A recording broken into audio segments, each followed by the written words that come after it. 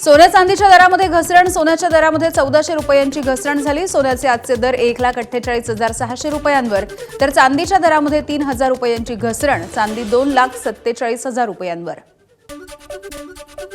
आषाढी वारीच्या पार्श्वभूमीवरती राज्य सरकारचा महत्त्वाचा निर्णय. प्रत्येक नोंदणीकृत दिंडीला यंदा देखील 20,000 रुपयांचं अर्थसहाय्य दिलं जाणार. अर्थसहाय्यासाठी 50 कोटी रुपयांची विशेष तरतूद.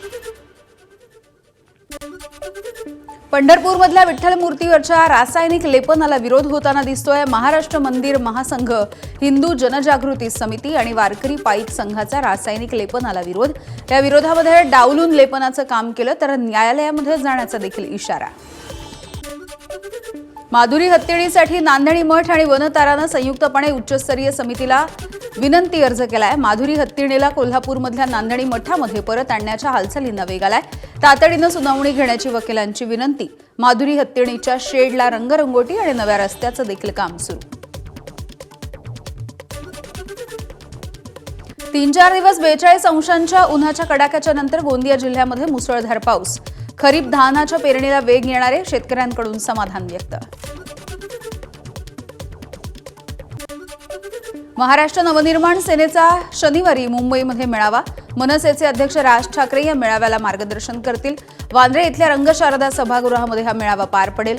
सर्व नेते आणि पदाधिकाऱ्यांना उपस्थित राहण्याचे आदेश. पक्षवाढीसाठी राज ठाकरे हे कार्यकर्त्यांना कानमंत्र देणार आहेत.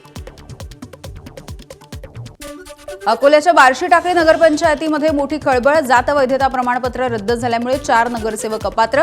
वंचित, काँग्रेस अपक्ष, राष्ट्रवादी प्रत्येकी 1 सदस्य 2 दिवसांपूर्वी चौघांनी शिवसेनेमध्ये प्रवेश केलाय. अंबरनाथमध्ये वृद्ध महिलेची सोनसाखळी खेचली. कांचई परिसरामधली घटना सीसीटीव्हीमध्ये चित्रित झाली आहे. चोरट्याला नागरिकांनी पकडून पोलिसांच्या ताब्यात दिलाय.